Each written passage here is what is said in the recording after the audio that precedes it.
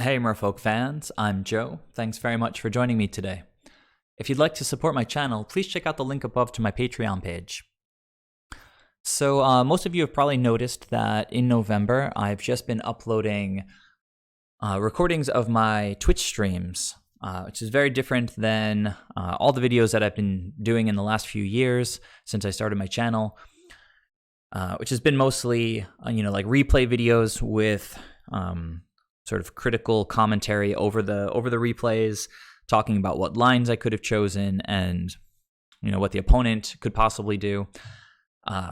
During the summer, I started watching some streamers on Twitch, and I just realized it's such a cool way to watch Magic being played.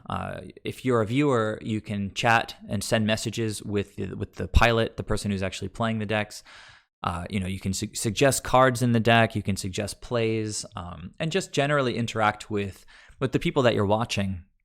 And I kind of fell in love with the style of Magic videos. So I've been trying to get into Twitch. It's really different. There's a lot of weird video settings that I've been having trouble with and trying to sort of refine as I go along. But I think I've got most of the basics down at this point, and I've been having a really good time with it so far.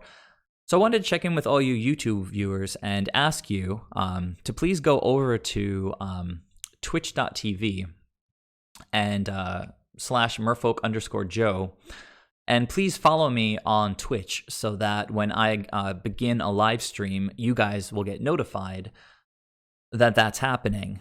Of course, after the streams end, I'm going to upload all of the recordings of the stream to my YouTube channel, so they'll be there forever if you guys want to watch them again or just, catch them after the fact. But I need to sort of build up my audience on Twitch the way that I've done it on YouTube, and I think the best way that I can do that is just reaching out to you guys and asking you to please head over to twitch.tv and, please follow me here. That way, I'll be able to sort of actually interact with you guys in a much more real way than I've ever done on YouTube.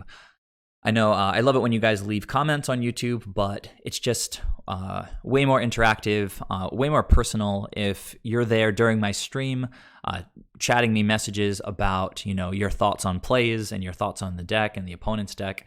So anyhow, I'd really, really appreciate it if you guys could follow me on Twitch, but again, I just wanted to check in with you, let you know where I'm at with that stuff. I'm going to just be doing the Twitch videos in the near future, but for this video, I was going to take this blue-green Merfolk list that Drakanar has had, I think, 4 or 5 undefeated leagues with just this week alone, which is absurd for a Merfolk deck. I mean, getting 5 trophies in a week is sort of unheard of. It's really, really astonishing, and Oko is super powerful, and Brazen Borrower also does a really nice job sort of helping us get around any really difficult situations. It can bounce something, it can get flashed in as a flying attacker, and beyond that, it's just a basic blue-green Merfolk deck. The fact that he's been doing so well with it seems to indicate that it might be better situated in the metagame than mono blue Merfolk, but I still don't think anybody's really prepared to say that mono blue or blue green is definitively more powerful than another, but I think blue green has a lot going for it right now between Oko and in the sideboard you have Collector Oof, shuts down a lot of what Tron is trying to do, shuts down a lot of what Urza is trying to do, shuts down any kind of affinity decks.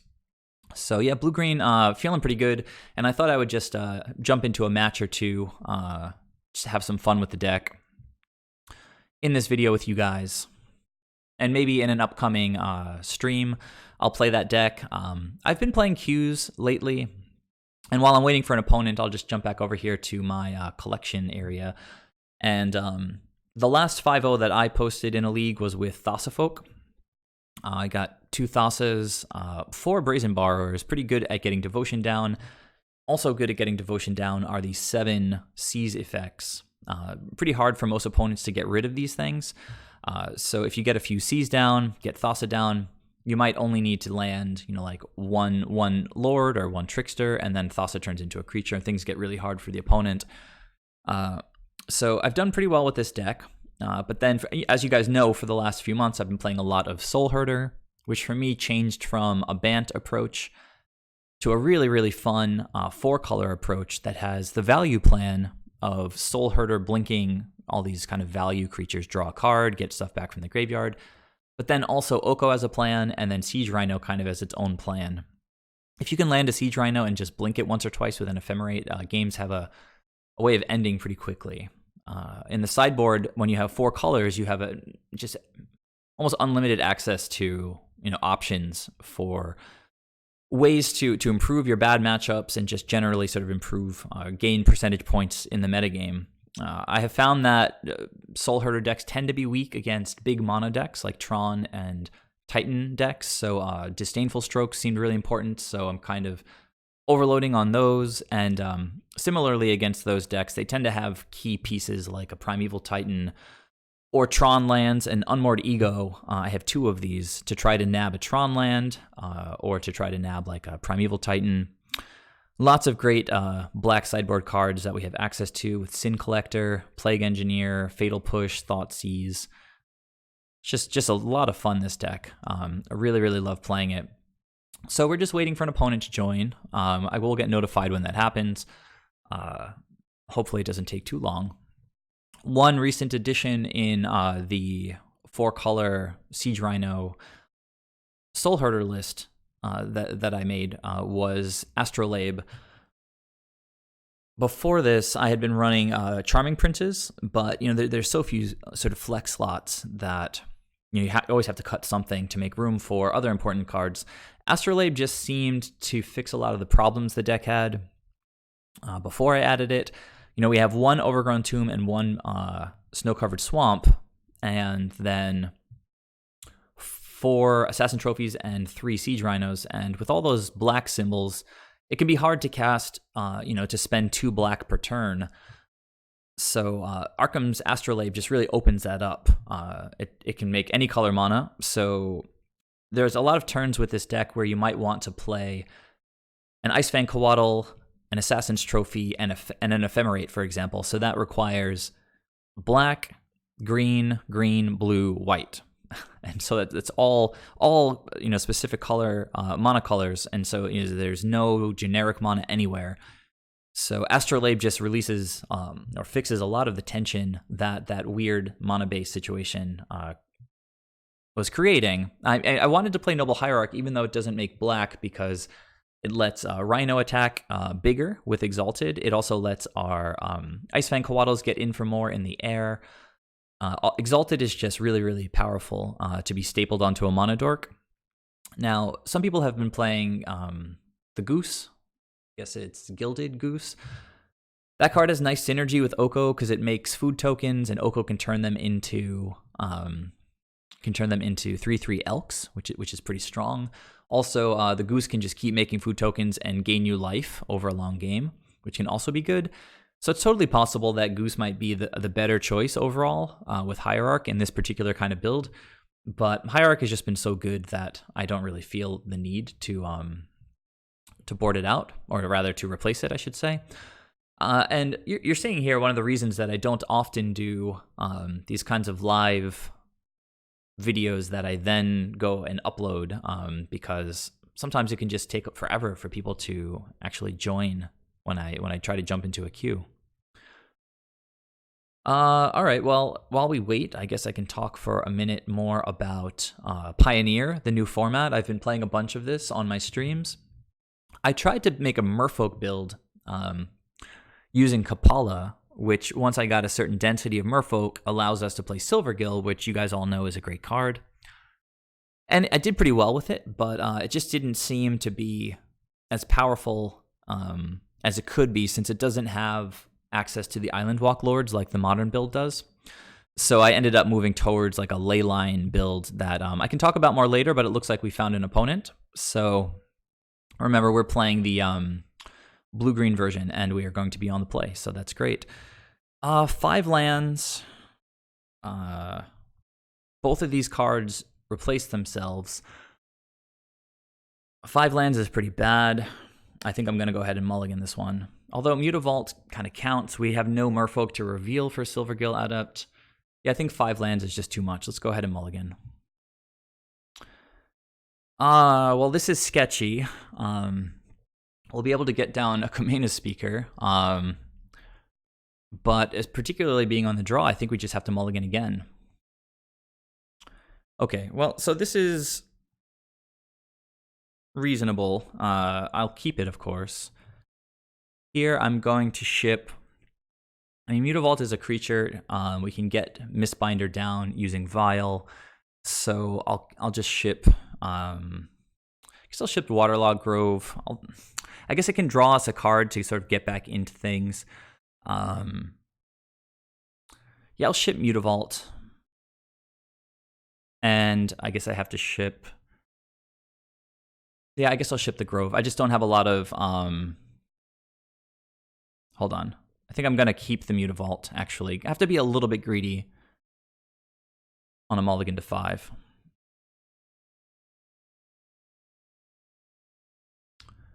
I could have played Mutavault first there in case I get Thought Seized out of the Spreading Seas, and then I can just attack with Mutavault. It's kind of unfortunate that I'm playing against a blue opponent. So, well, that was a good draw. Hopefully this actually affects the opponent in some way, taking them off their red mana. At least it will draw us a card.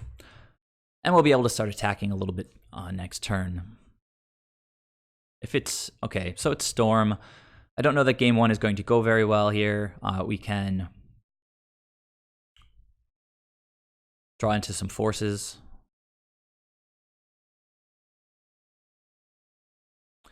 The Lord is nice.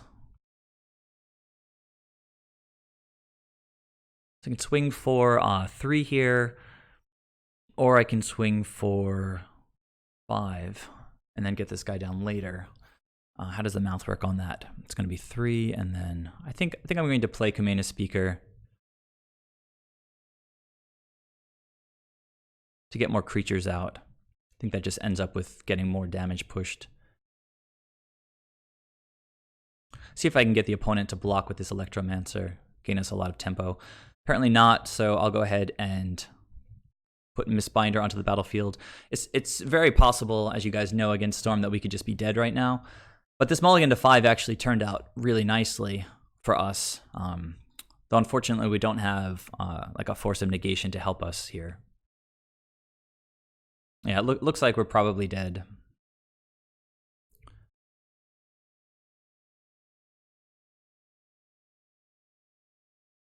Opponent, let's see, it's going to be 4, 4, 3, and 3. That's 14, right? Pretty close to lethal next turn. Yeah, you guys know how this goes.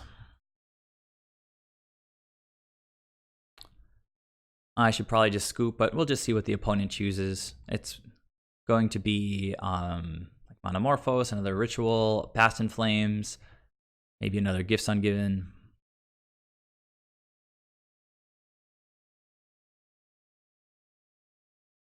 I think the opponent just scooped, which is kind of ridiculous. Maybe they forgot to put something in their deck, but that's a reason why you don't scoop early, I guess. That's really weird. All right, so I haven't played against Modern Storm in a little bit, so what to bring in? Definitely the Graveyard Hate, definitely extra counter spells, and definitely the Dismembers to help deal with their cost-reducing creatures. So that leaves us with, what are we going to take out? Brazen Bar is pretty bad. We're not trying to really bounce singular things against Storm. Might want to bounce like an Aria of Flame. I guess we'll wait and see if they actually have access to that. We'll definitely take out these Spreading Seas. Trickster's pretty good. We can buy us a turn by turning off their cost reducers. Silvergill, a little bit clunky. We definitely want all of our counter spells. Oko. The thing is, post sideboard against Storm, the games can just go really, really long. So Oko can be good in those cases. He can also just come down and turn like an Electromancer into an Elk, which is pretty decent. So I think I'll keep the Okos in, particularly since we're sort of testing this Oko build. I think I can trim a couple of silver gills. We're trying to do a lot more with our mana in the early part of the game. Although, yeah, I don't know. Maybe cut a couple mistbinders, bring that one of those silver gills back in. We definitely want the Island Walk Lords. Definitely want our early beaters. Plenty of blue spells to pitch to force.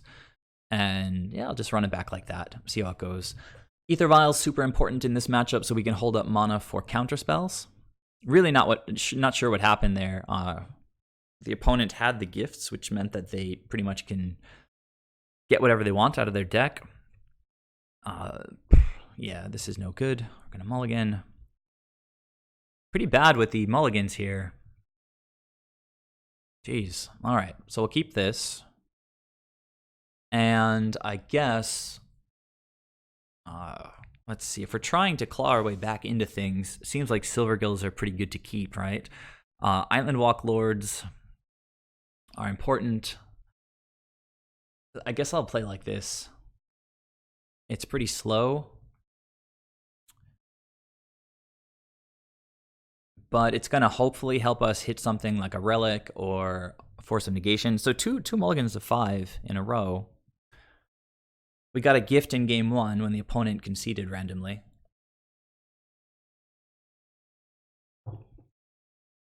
And we'll see what he does this game. He or she. Guys, I'm sorry. I don't know what the opponent's doing here, but I guess we got out of it alive with 2 mulligans to 5. Very, very strange. I'm just trying to get some games in with blue-green Merfolk, and it doesn't seem to be in the cards. All right, there's a guy there. Let's join. I think that's a different opponent. Hopefully we can actually play some Magic. Yeah, that's a different avatar. All right, pretty clunky. Pretty clunky, but we have the Silvergill Adept. We have some bounce with Brazen Borrower. If we draw a blue source, opponent's mulliganing, which makes this a little bit better. Force is just really strong against certain decks. Like if Tron is mulliganing, we can set them back a lot with a Force. Of course, Force is pretty poor against other decks like humans, unless they're trying to play an Ether Vial. So Astrolabe, I think we're going to counter that. It's going to reduce the number of cards they have access to, and it's also going to make their mana more difficult. All right, and that's pretty nice for us.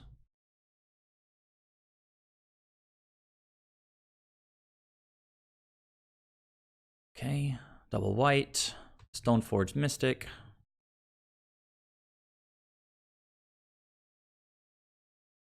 Batterskull. Botanical Sanctum. Well, we're drawing our lands.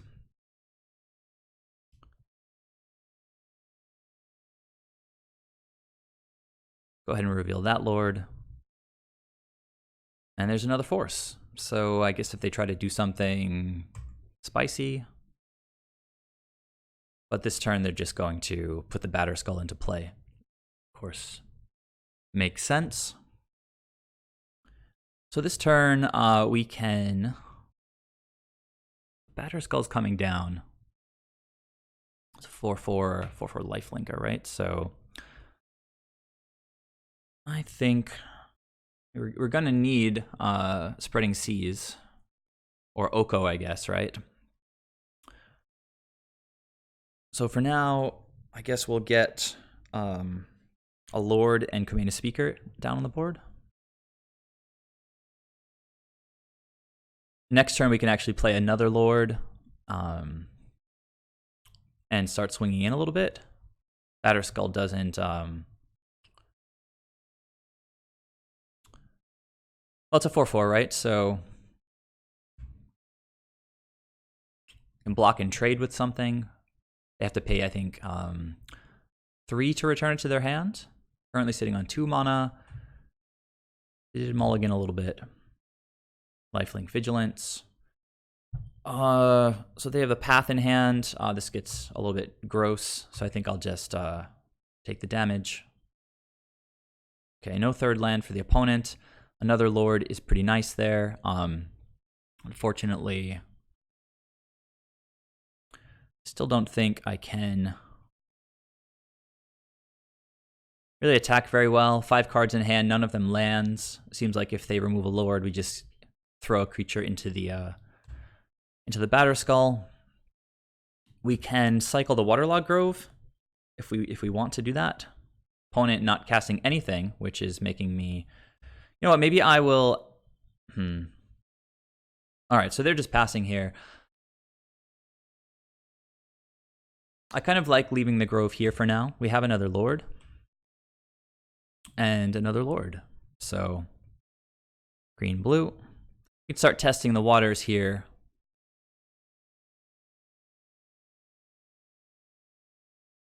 Get in with a Kumena Speaker, I guess. See what the opponent has. Double Path would be really rough. All right, they don't have anything, so hopefully they try to play something good on their turn, and I just counter it, and then we just kind of win.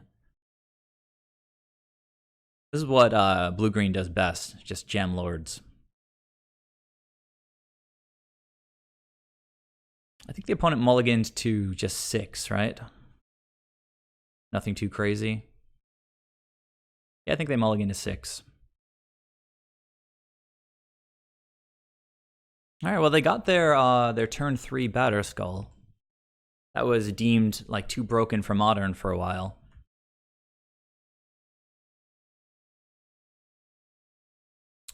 All right, opponent attacking.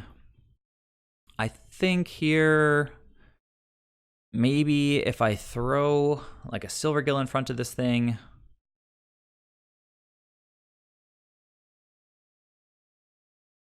We do have the Force.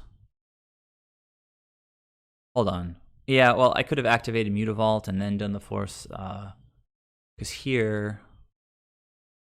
Alright, so we're trading. It seems reasonable.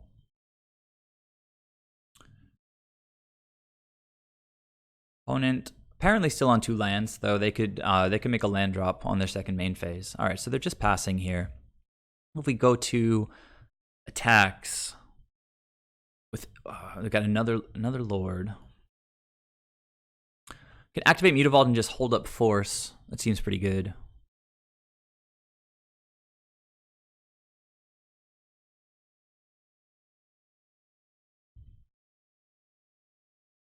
Oh, they could put something else onto the battlefield here, right?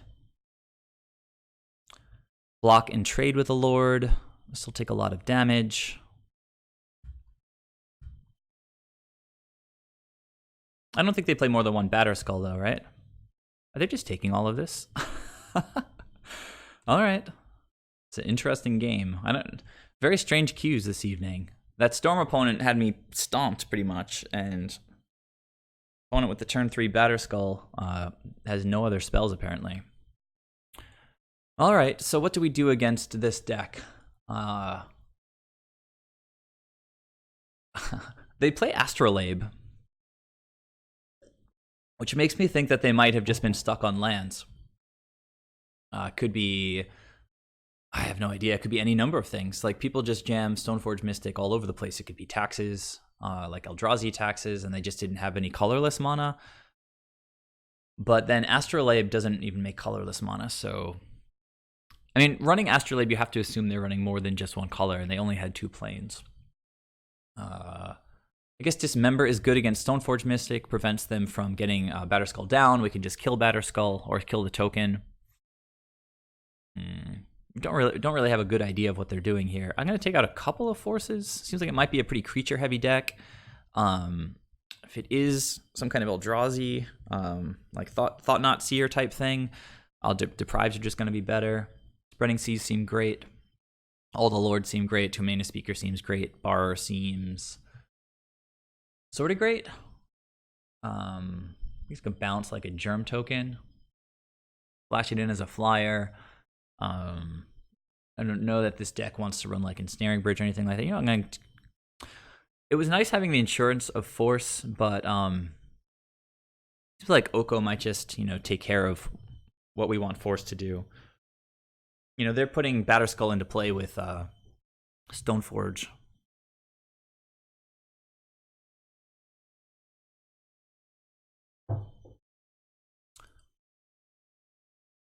What do I want to trim? I want to keep the creature density really high. Yeah. Brazen Bars if they're running like Flicker Wisps or something like that. Can block them. That's the idea with Brazen Bar, but bringing in 4 Dismembers.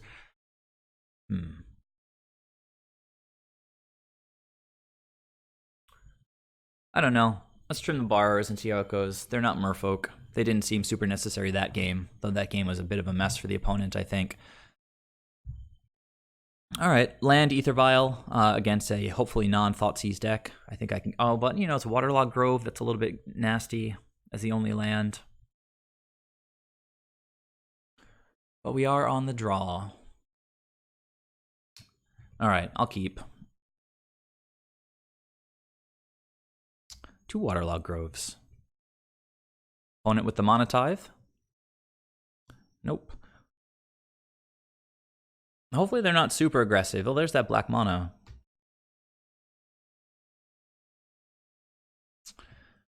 I think sort of fire and ice. So Brazen Bar maybe good against the swords. We're gonna have to be pretty aggressive here, I think.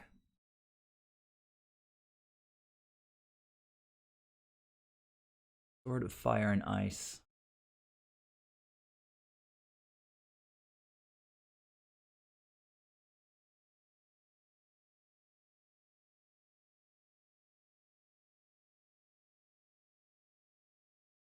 All right, well, there's a non-pain land. If we can draw like a Kumena Speaker next turn, could be pretty good.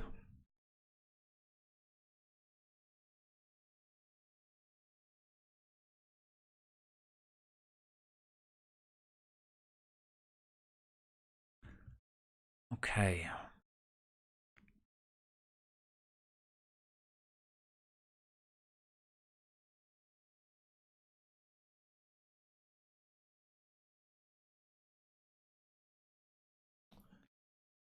So when they hit us with, it's got protection from blue and red, right?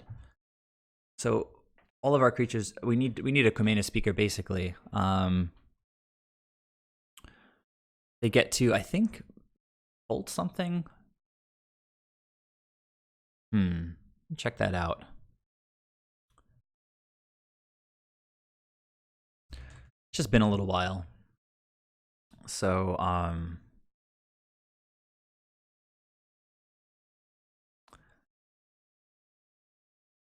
so 2 damage to target creature or player. So we get down 2 lords. We can hopefully, and then, of course they draw a card. So maybe we aim, play a lord now.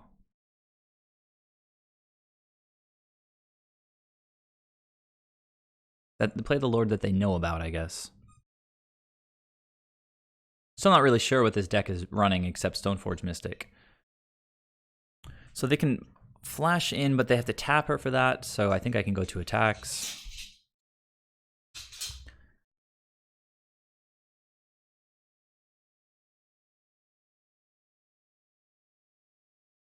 I think we get sort of blown out if they attack, and then have removal for a lord. We're a little bit unprotected here with only 1 mana for Deprive. All right. They could totally have a path or a push or something like that, but in order to sort of stay in this game, or have any hope of staying in this game, with Sword of Fire and Ice out, we have to hope that they don't have the removal in hand. So I think I'm going to bring back in, let's see. Yeah, I think we're going to get wrecked here, but I guess we'll see.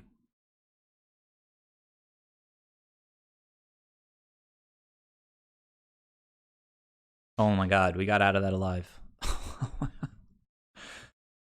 So now I have a counterspell up, and that feels good.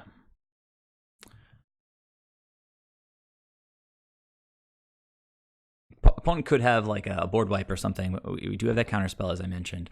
They're going to hit us no matter what for about 5. We're coming in pretty hot with our creatures here. If you get the Lord down now, it's 13. I kind of want to make it feel like, well, I need to get this Silvergill down. Just go to attacks. I don't think I'm going to vial in the Lord this turn.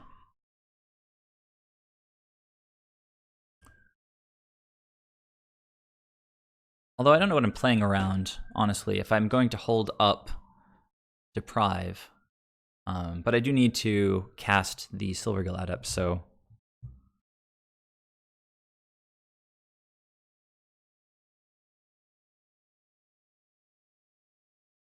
So I'm going to reveal this, and I guess I'll just go get an island right now.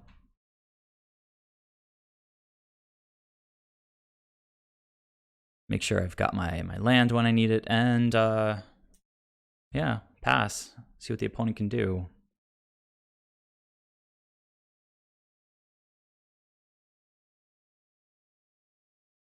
Alright, so it's like a 4-color deck.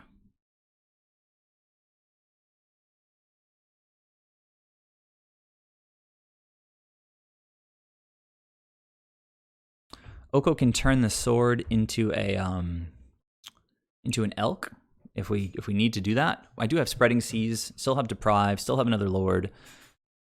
Opponent going for Kolaghan's Command, destroying that, and I think we're gonna take this one, guys. So he's going to do 2 damage. And then I guess he can take that guy out with Stoneforge still. You know what? I can just counter this. I don't really see... Yeah, I think I'll counter it. I think it just kind of ends the game. One can only hit us for like 5 if they have a bolt. So if I was going to do that, I didn't necessarily need to jump the gun on throwing the Lord down. But opponent... not really representing too much threatening here at this point. All right, and they scooped it up. So I guess the Deprive is pretty good in that spot.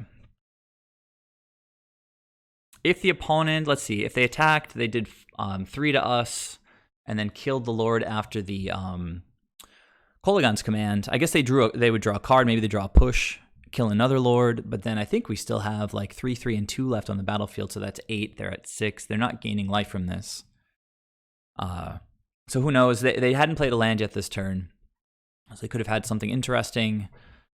But we did have Oko next turn. Could have done some good stuff. So anyhow, got there against this random 4-color. It could just be 3 colors, but they're running Polluted Delta for the black mana to get these Mardu colors. So the first game against Storm, first match didn't really count. So I'll go ahead and join one more queue for you guys in this video. And I don't know, the deck feels good. It's got the addition of Merfolk Mistbinder as an extra 4 2-mana lords. Just makes it so much easier to get our creatures to like 5 power, 4 power, that kind of spot where we're really swarming the opponent, really putting them under a lot of pressure. Any list that has just the 2 Island Walk Lords always feels a little bit underpowered once you've played, you know, a list like this that has the 2 Island Walk Lords plus Mistbinder, or like Mono Blue with 4 Regeries, or in particular the Swolefolk variation where you just play all 4 Lords. You play the 2 Island Walk Lords, you play Regery, and you play Merfolk Mistbinder. All right, so while we wait for an opponent, let's go ahead real quick. And I think I was looking at Pioneer a little bit ago. I was talking about this Leyline build that I came to. Nykthos is such a no-brainer. If the point is to get like 5 devotion for Thassa, then Nykthos is a land that just essentially nets you 2 mana in that spot, because you tap 2 islands, tap Nykthos, get 5 mana for the cost of 3. So when you're just getting tons and tons of mana from Nykthos, it just totally opens up your game. You can suddenly just start cashing in Witching Wells like nothing. Just pay 4 mana. It's like whatever. Draw 2 cards, play them immediately. And Leyline has really nice synergy with Nykthos. If you get it down on turn 0 when it's in your opening hand, you're essentially getting a head start on your devotion count. And the ability of this Leyline is surprisingly potent, being able to play your spells as though they have flash. Even just with this thing on the board, nothing else. If you flash in a Master of Waves on the opponent's end step, you're getting 3 tokens, so that's like 8 power on the opponent's end step at a minimum. But by turn 4, you're almost certainly always going to have some Witching Wells, maybe an Imprisoned in the Moon. Looks like we found an opponent, and we finally don't have to mulligan. Also have a force. We have the nice synergy with the Island Walk Lords and Spreading Seas, so let's do this. Okay, Swift Spear. We'll hopefully be able to counter like a Searing Blaze at some point. Hopefully Spreading Seas will do a good job for us. And that Mutavault was timely. Maybe we can draw another just like a basic island or something to hopefully reduce the amount of damage that we have to take from Waterlogged Grove. Monomorphos. I think I could just counter that now. I think I will.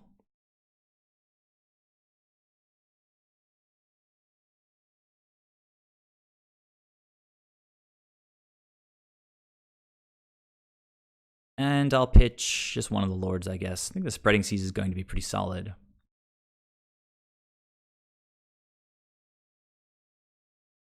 So Metamorphose was going to draw them a card and allow them to just play a bunch of stuff, probably throw some bolts at our face, and pump that Swift Spear up a lot. Oh, that was a beautiful draw. That's excellent. So I think I'm going to just take them off of this Sunbaked Canyon. Even though I'd love to get creatures down, and, it actually might be the correct play.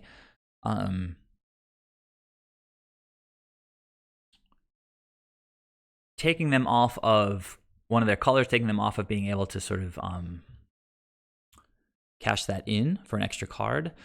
Then next turn, play the Silvergill, or maybe an Oko if I can draw into it.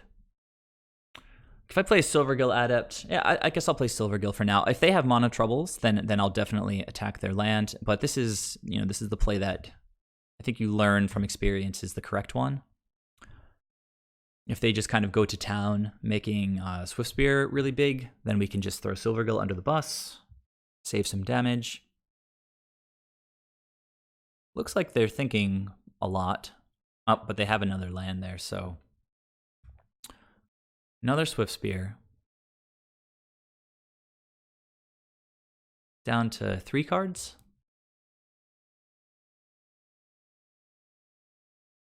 Okay, Lava Spike. Blocks are not really good right now.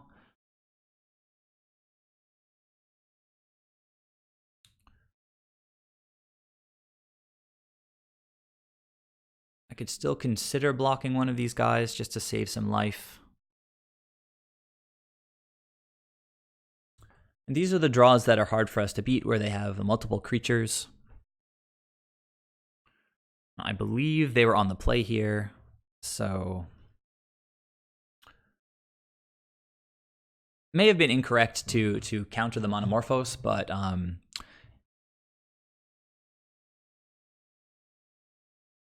either way, I think it was okay.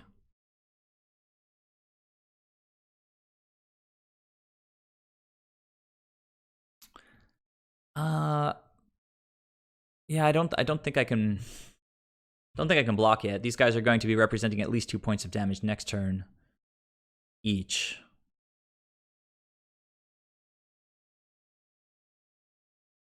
All right.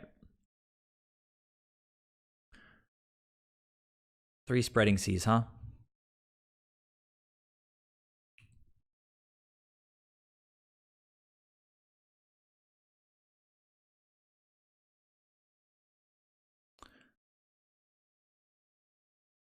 This could draw me a Kumena Speaker, which would be decent.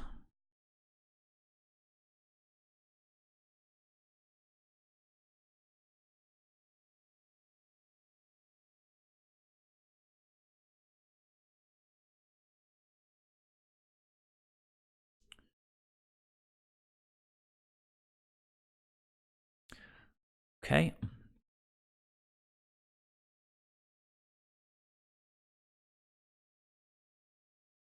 Well, there's that Oko. Might just be a little bit late to the game here. Let's see what the opponent does with that red mana.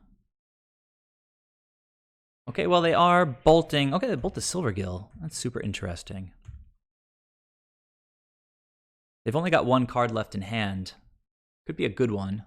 Like a Boros Charm. Then I take 8 next turn. Well, potentially more. They're going to draw a card. And I'm set to take some damage off this Waterlog Grove unless I just play Oko. But Oko can't gain life right away. So interesting that the opponent didn't just bolt me when he attacked with the Swiftspears last turn. He just, lost some prowess damage. Lava Dart. And then if they sack a mountain to cast it again. Oh, this build does not run Master of Waves. So we're at a disadvantage with the Pain lands, and well, we're drawing good lands. Could take them off red mana at this point, but then they would sack a Lava Dart, it would go to 4.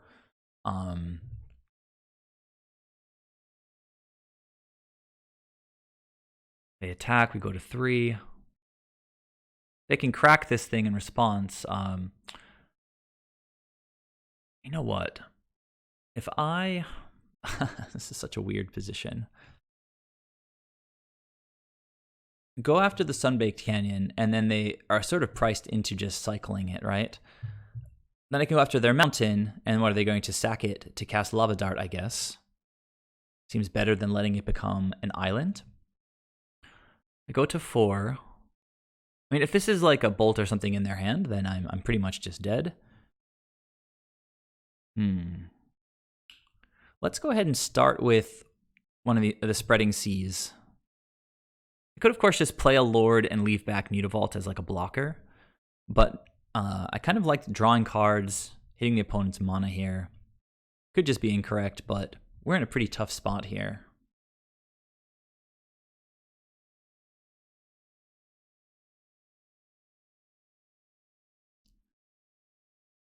I cycle this, draw land, and play the land. Maybe they have, well, yeah, they're going to crack this. All right, so they've drawn a card. This is not going to draw us a card because it's going to get countered. Maybe we should have gone after the mountain first, but they were going to sack that as well. They sack this. I don't know, guys. Kind of all in on this Spreading Seas plan here.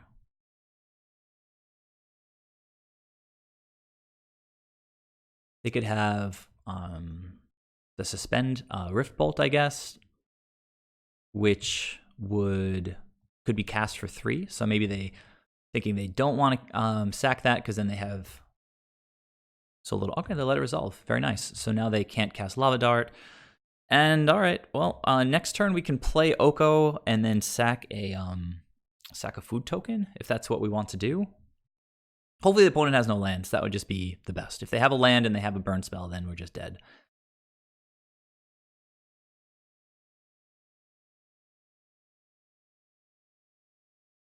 Hopefully they just have a bunch of Boros Charms.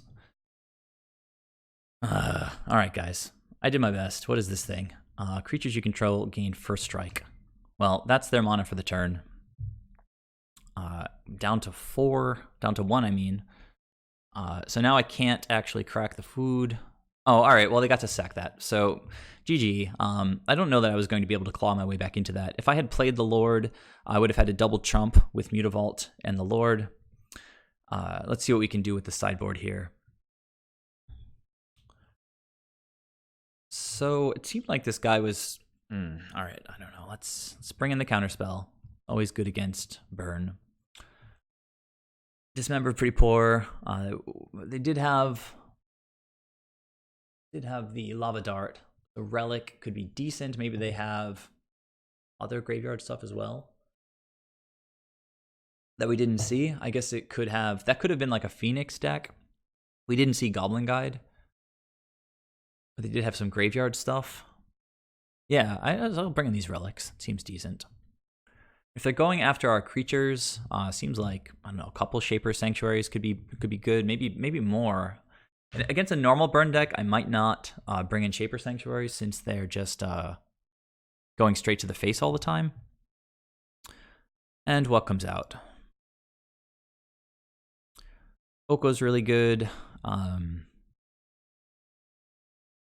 I don't know that we need all the lords. Spreading Seas, particularly on the play, is really good.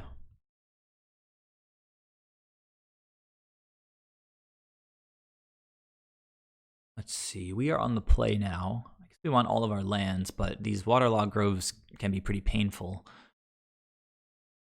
Brazen Bars, not great. Like bouncing stuff. If it is a Phoenix deck, we could trade with a Phoenix. Also, if it's more like a prowess deck, which it very well could be. Just saw 2 Swift Spears. If it's a prowess deck, then they go big with prowess and then we bounce their stuff. So Borrower actually seems pretty nice.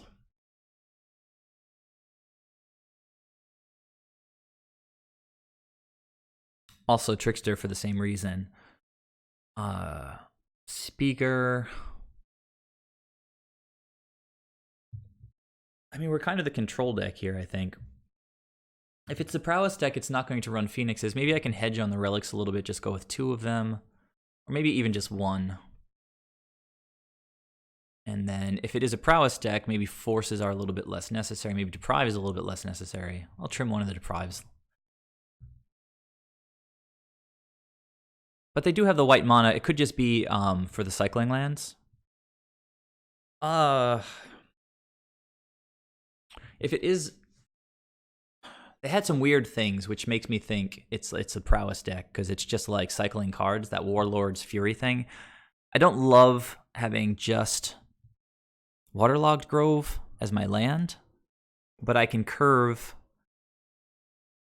my creatures out, hit their lands with the Spreading Seas, and just potentially draw like an island like I did last time. So I think I have to keep this. I mean, it's a good Merfolk hand. All right, and they're keeping as well. See how it goes. Best draw would be basic island next turn. Second best draw is fetch land to get a basic island.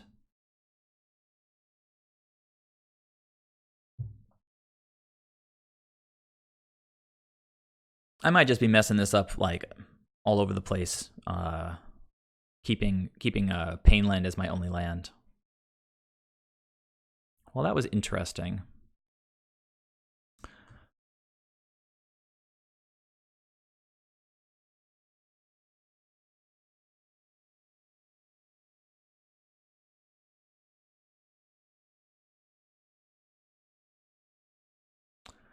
All right, so they're trying to go big here.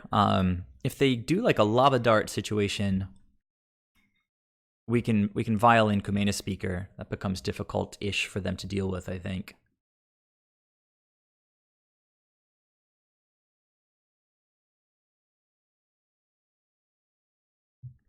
Pretty clear that I have another 1-drop to violin here, so the opponent should expect this thing to become a 2/2. But in this spot, if they just swing like this right now, I'm just going to double block this one. She can only deal 2 to one of them. If I double block this one, it does 2, and then the other one goes back down to a 1/1, and they both die. Here, I double block. She does 2 to 1. And the other one goes back down to being a 1/1. But at least we trade a creature for a creature.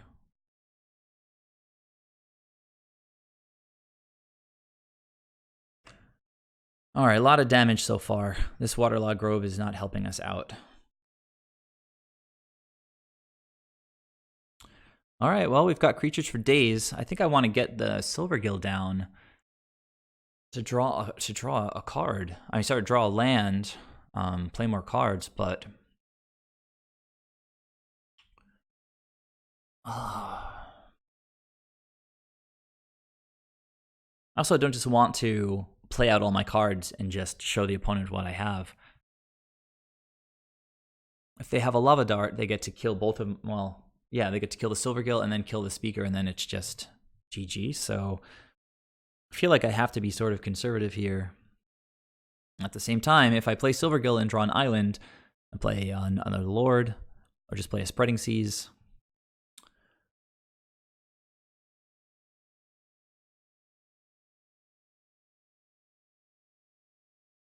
Yeah, I guess I'm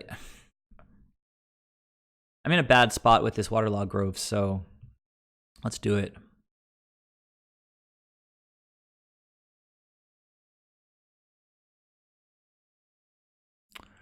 So next turn I can violin a Lord and play another Lord. I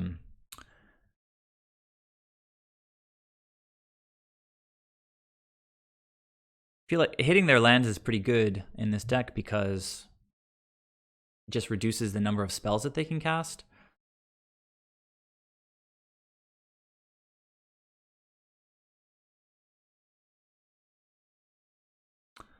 I don't know. I have to play creatures here.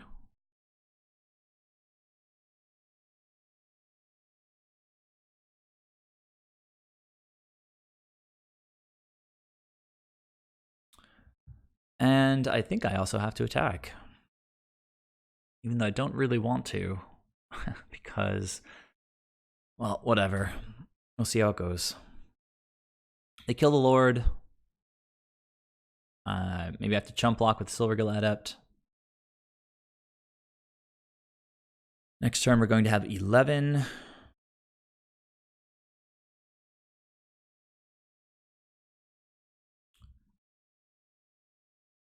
So, I mean, what do they do here? It's like bolt, bolt, and take 9.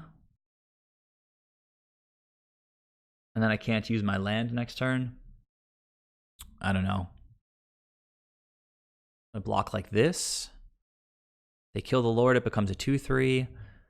I don't know, I can't really block. Kind of have to, but I also can't. Now they're thinking, do they want to bolt the Lord or do they want to bolt my face? And they bolt my face, makes sense. I do feel like I'm going to 1 here. Well, 5 right now.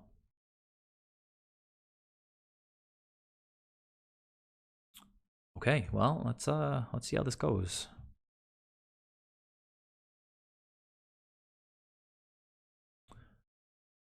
It's Painlands. I couldn't really do much with this anyway this turn.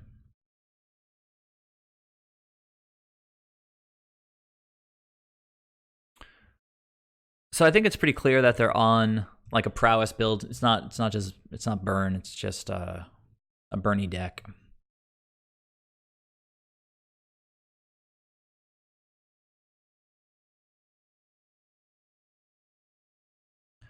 So let's Spreading Seas go down to 4.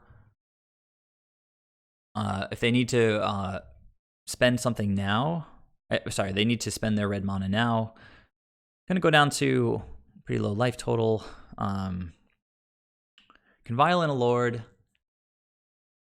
They have a, well, I'm going to violin the Lord. It's just the only chance I really have here is violin the Lord, swing for. I shouldn't play that Breeding Pool if I was going to play the Spreading Seas, because I should have played the Mutavault. This is just a rusty play here. Opponent's got 3 cards and they were just like F6ing there, so just going to attack with all my creatures at this point. If they kill a Lord, then I can still swing for potentially lethal next turn.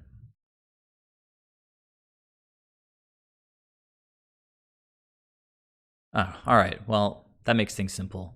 So I guess I don't even know. This is just kind of a weird hybrid burn deck because it has the Monomorphoses and like Warlord's Fury or something like that. The burn matchup, if you don't draw Oko very early, feels like it gets pretty rough with blue-green. So anyhow, guys, I just wanted to check in with you, let you know the deal with the Twitch stream, show you a little bit of this blue-green deck. It was some really weird matches. Got a Storm opponent who just scooped to my mulligans, and then a random Stoneforge deck, and then we just got kind of run over by Burn.